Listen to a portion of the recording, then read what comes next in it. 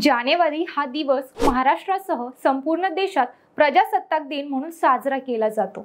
या दिवशी देशात सर्वत्र शालेय विद्यार्थ्यांना सार्वजनिक सुट्टी दिली जाते।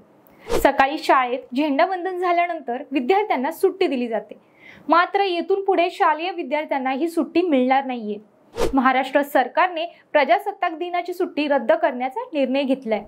विद्यार्थ्यांना सुट्टी देण्याऐवजी शाळा प्रशासनाने शाळेत देशभक्तीपर कार्यक्रमांचं आयोजन करावं आणि विद्यार्थ्यांमध्ये राष्ट्रप्रेमाची भावना निर्माण करावी असे निर्देश शालेय शिक्षण विभागाने दिले आहेत। त्यामुळे यावर्षीपासून महाराष्ट्रात शालेय विद्यार्थ्यांना प्रजासत्ताक दिनाची सुट्टी मिळणार नाही। याऐवजी त्यांना शाळेतील विविध कार्यक्रमांना आणि स्पर्धांना उपस्थित राहावं लागणार आहे।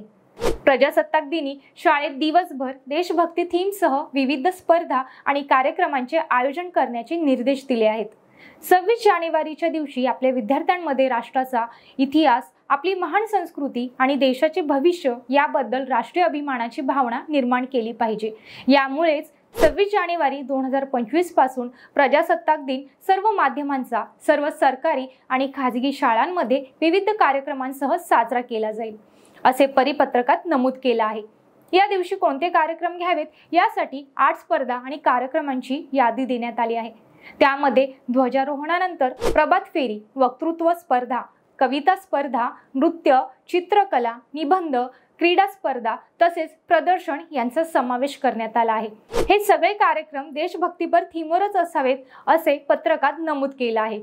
जिल्हा शिक्षण अधिकारी आणि शिक्षण निरीक्षकांना निर्देशाची अंमलबजावणी करावी लागणार आहे। ही माहिती तुम्हाला कशी वाटली आम्हाला कमेंटद्वारे नक्की कळवा आणि आपल्या एक नंबर YouTube चॅनेलला सबस्क्राइब नक्की करा। धन्यवाद।